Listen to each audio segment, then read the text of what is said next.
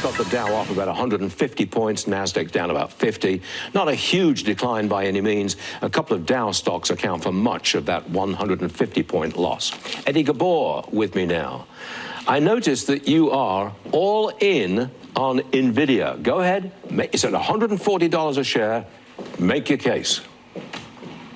Stuart, luckily we bought on DeepSeek Monday. It has retraced 90% of those losses. And the main reason why we love NVIDIA as much as we do right now is really based on math. And when you look at the weighting that NVIDIA has in the S&P and the NASDAQ, our base case is we're going to go 3 to 5% higher in the S&P over the next 2 to 3 months.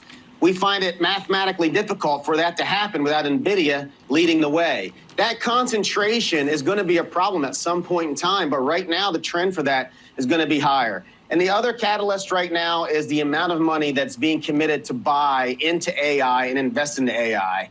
Not just the U.S. companies on their earnings call, but just last week in Europe, there was an AI summit, and there was another 300 billion euro committed to AI. And NVIDIA is going to be the leader in that space here. So the next couple of months looks pretty bullish for not just equity markets, but the most important name in the indexes. By the way, I believe that President Trump is going to attend the tech conference run by the Saudi National Wealth Fund. It's in Miami. It's next week. Our president's going to be there. I imagine that's going to be useful for him contacting some tech leaders next week, which should do the tech sector some good. But tell me again, where do you see the S&P 500 going? Did you say 3 to 5% higher?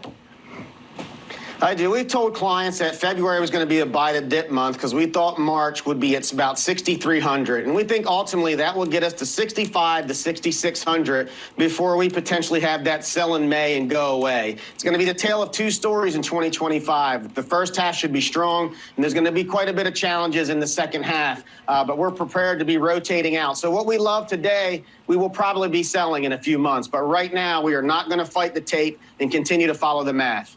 You're in and out. I just don't like paying all that capital gains tax. That's just me. I'm a buy and hold kind of guy. So when I'm dead. All right, well, I'm sure you have some IRA money you can do that with, Stuart. I do, as a matter of fact. You're quite right, and we should point that out. Eddie Ghabour, you're right yet again. Thanks for joining us. We'll see you again soon.